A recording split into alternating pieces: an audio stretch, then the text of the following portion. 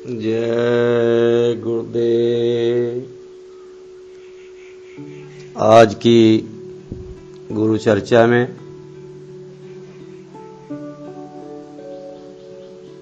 आज की गुरु चर्चा का विषय है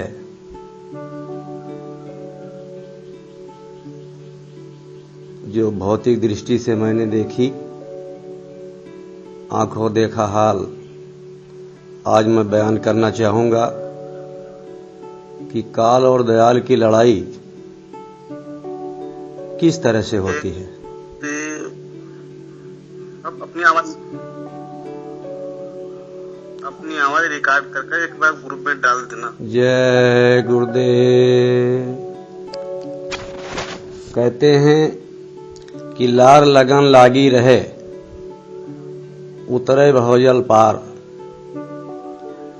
अगर दर्शन की लगन लगी है, घर जाने की इच्छा बनी हुई है, तो गुरु महाराज कहते हैं कि धीरज धरो करो विश्वासा, एक दिन हुई है पूर्ण आशा। इसलिए जो काल और दयाल की लड़ाई भौतिक दृष्टि से मैंने जो देखा, आज मैं बयान करना चाहूंगा। ये सन 2006 होली की घटना है। गुरु महाराज की यात्रा का काफिला दक्षिण दिशा की बन चुकी थी। होली के दूसरे दिन से काफिला निकलना था और होली के दिन में रात को काल और दयाल की बात होने लगी, जो चर्चा में सुनने में आया। इस देश के मालिक ने कहा कि हुजूर दक्षिण दिशा में आप मत जाइए। 53 दिन का काफिला का दिन तय हो चुका था। कहा कि दक्षिण दिशा में आप मत जाइए, आप अपने क्षेत्र में रहकर अपना काम कीजिए, क्योंकि वो इतने कर्मी जीव हैं कि वो माफ करने योग्य नहीं है। स्वामी जी महाराज ने कहा कि मैंने तो संकल्प बना लिया है। तो कहा कि मैं आपको काम करने नहीं दूंगा। तो स्वामी महाराज ने कहा मैं कोई दूसरा रास्ता निकाल लूंगा, लेकिन मैंने तो संकल्प बना लिया है। तब उन्होंने कहा कर्म जाल का किया पसारा, और जो जीव बाझे सो होए हमारा। तब स्वामी जी महाराज ने अपना जजमेंट दिया कि निकालेंगे काफिला और करेंगे भंडारा, और जो जीव प्रसाद खाए सब होए हमारा। मैं कोई रास्ता निकाल लूंगा। खैर बात आई और चली गई। होली के दूसरे दिन सन 2006 में काफिला निकल पड़ा, अपनी मंजिल की तरफ बढ़ चला।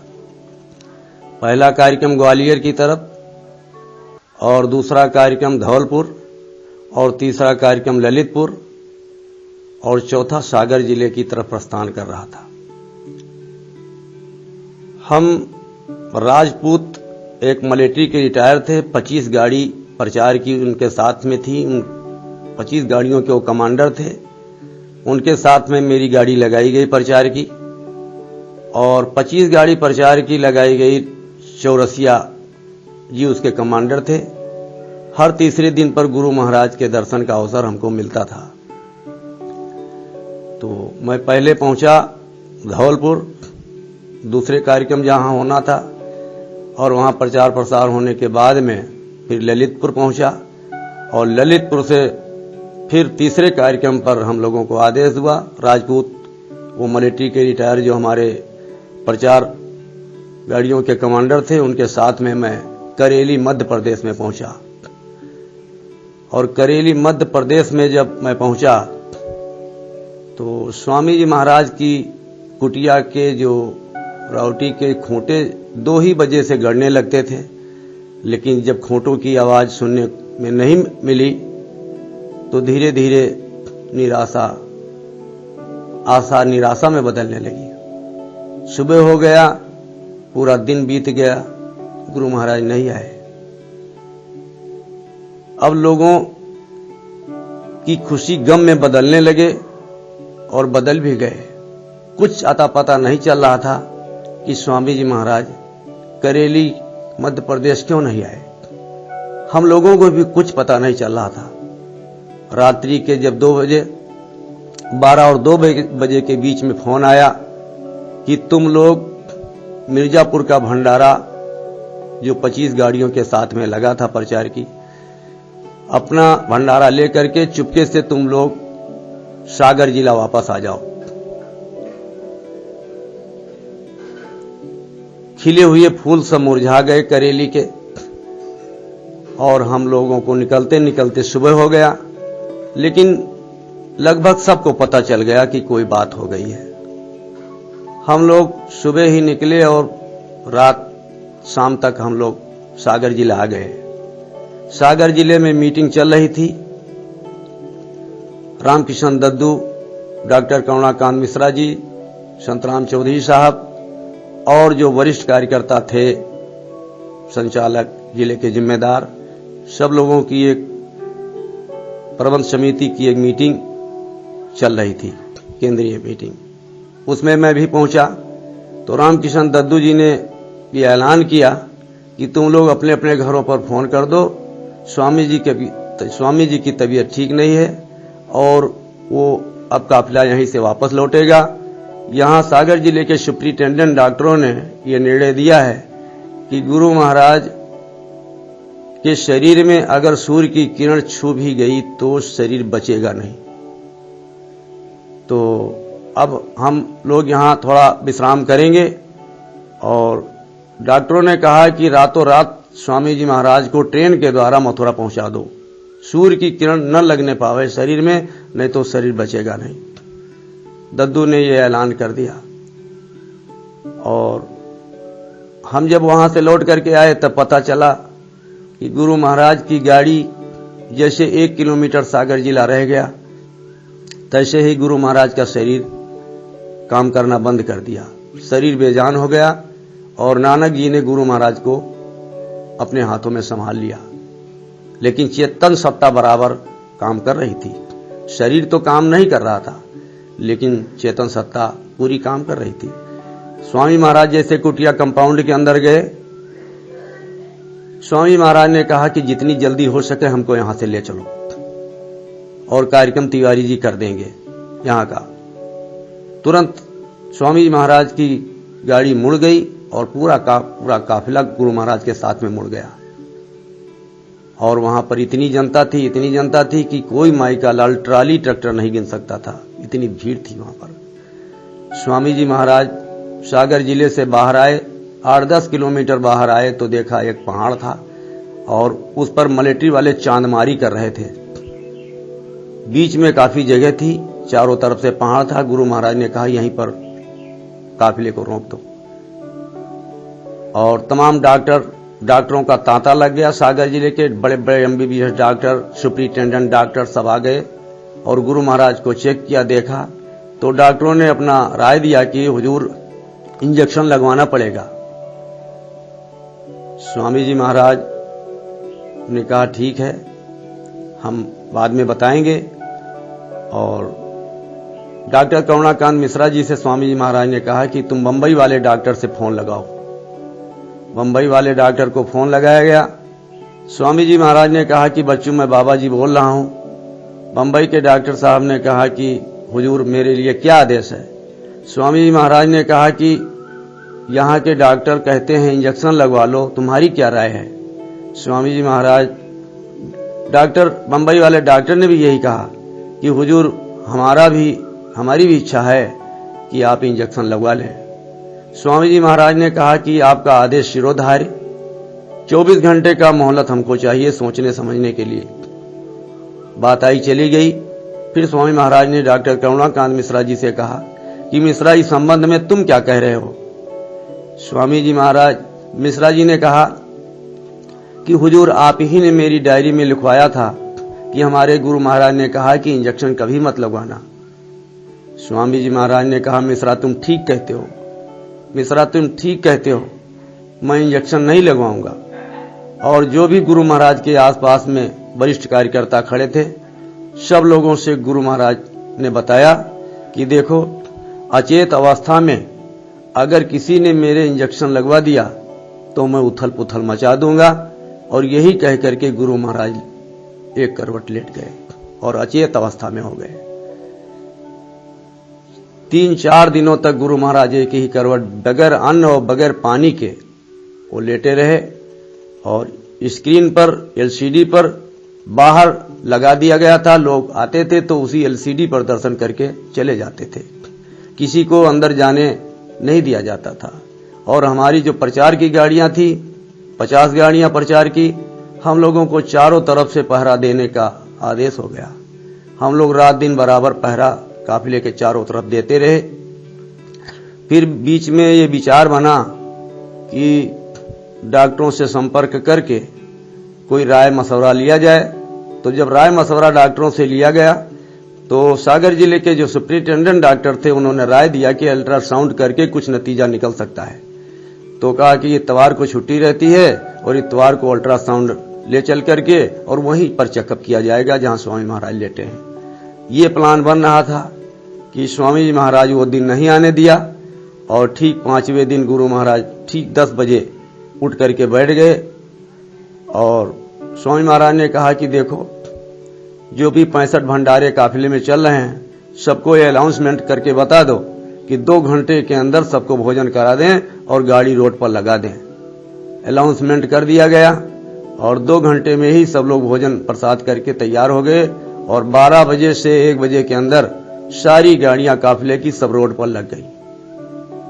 स्वामी जी महाराज ठीक 1 बजे, खूब जलजलाती दोपहर ही थी, दोपहर का समय था। स्वामी जी महाराज ठीक 1 बजे जलजलाती धूप में अपनी गाड़ी पर जाकर के बैठ गए। डॉक्टरों के आने का सिलसिला जारी हो गया।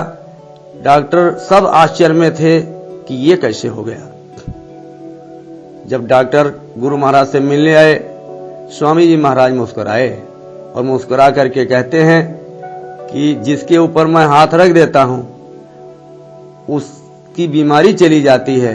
और आज तुम जो मुझको देखने आए हो, मेरा इलाज करने आए हो, वो मेरी कुछ मजबूरियां हैं। लोगों जो गुरु महाराज के साथ में थे वो डरते डरते स्वामी महाराज से कहते हैं कि हुजूर, चलना किधर है। किसी को यह नहीं पता था कि अब गुरु महाराज चलेंगे किधर, मथुरा वापस जाएंगे कि काफिला अपनी मंजिल की तरफ चलेगा। तब जब दद्दू ने पूछा कि हुजूर किधर चलना है, तो स्वामी जी महाराज ने कहा कि हम लौटेंगे नहीं, हम 25 किलोमीटर चलेंगे, 40 किलोमीटर चलेंगे और चलते ही रहेंगे। और समय से मैं पनकी पहुंच जाएंगे। कानपुर पनकी में समापन था। कहा समय से मैं पनकी रेलवे स्टेशन में समापन में पहुंच जाऊंगा। स्वामी जी महाराज का काफिला चल पड़ा। मेरी गाड़ी सबसे आगे थी प्रचार की और गुरु महाराज की पीछे थी। फिर पूरा काफिला पीछे था। 25 किलोमीटर जैसे पूरा हुआ, तैसे एक आम का छोटा सा पेड़ था बगल में रोड के साइड में। गुरु महाराज ने अपनी गाड़ी पेड़ के नीचे घुमा दिया। हम लोगों ने जब देखा कि गुरु महाराज की गाड़ी घूम गई, काफिला रुक गया, तो हम लोग भी वापस लौट करके वहीं पहुंच गए। भोजन प्रसाद खिलवाया और वहीं पर पड़ाव डाल दिया। फिर गुरु महाराज वहीं से फिर प्रस्थान किए दूसरे दिन। तो 40 किलोमीटर की यात्रा जैसे पूरी हुई, स्वामी महाराज ने अपने काफिले को रोक दिया और वहीं पर भोजन भंडारा हुआ और पड़ाव वहीं पर रुका, विश्राम हुआ। फिर वहां से तीसरे दिन स्वामी महाराज निकले और 450 किलोमीटर बराबर काफिला चलता रहा। गुरु महाराज की गाड़ी आगे थी, गुरु महाराज ने रोका ही नहीं। 450 किलोमीटर पर काफिले को विश्राम दिया, भोजन भंडारा हुआ और वहीं पर पड़ाव पड़ा। फिर स्वामी महाराज की चौथे दिन गाड़ी चली। 525 किलोमीटर गुरु महाराज की आगे गाड़ी चलती रही, कहीं नहीं रोका। 525 किलोमीटर के बाद निजाम हैदराबाद आंध्र प्रदेश में नियोजित कार्यक्रम जो था, 5 दिन जो पेंडिंग में चला गया था, उसको गुरु महाराज ने कवर कर लिया। और उसी दिन पूर्व नियोजित कार्यक्रम हैदराबाद में था और गुरु महाराज वहां पर पहुंचे और स्वामी महाराज लिफ्ट से मंच पर जाते, दर्शन देते और फिर नीचे चले आते। लेकिन गुरु महाराज का यह सख्त आदेश हो गया था कि जब मैं मंच पर जाऊं तो जितने भी भंडारे 65 चल रहे हैं, चारों तरफ से काउंटर लगा करके और लोगों को भोजन प्रसाद जरूर खिलाया जाए। ऐसा स्वामी महाराज का आदेश हो गया कि किसी भी जो भी प्रेमी आए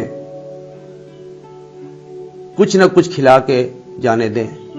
दिल्ली वाले भंडारे को आदेश दिया कि अगर कोई दाल चावल रोटी सब्जी नहीं खाता है तो उसको अच्छी अच्छी मिठाइयां बना करके रखो और कुछ न कुछ इसमें से ही खिला दिया करो तो उनका काम हो जाएगा। ऐसा गुरु महाराज का आदेश हो गया। फिर काफिला अपनी मंजिल की तरफ बराबर बढ़ता चला गया। गुरु महाराज कहीं सत्संग नहीं देते थे, मंच पर जाते थे, दर्शन दे करके और फिर नीचे चले आते थे। लेकिन जब तमिलनाडु में डिडीगल में पहुंचे जब गुरु महाराज, तो वहां 15 मिनट का सत्संग दिया और सत्संग के बाद में गुरु महाराज ने एक नाम का नामदान दिया डिडीगल में। और फिर ये काफिला अपनी मंजिल की तरफ चलता रहा, दर्शन देते रहे और भंडारे का प्रसाद लोगों को खिलाते रहे। बराबर ये क्रम चलता रहा और फिर उत्तर प्रदेश में नदी बेतवा पर आए और गुरु महाराज ने वहां पर 9 दिन पहले समय से पहुंच गए और वहीं पर पड़ाव डाल दिया।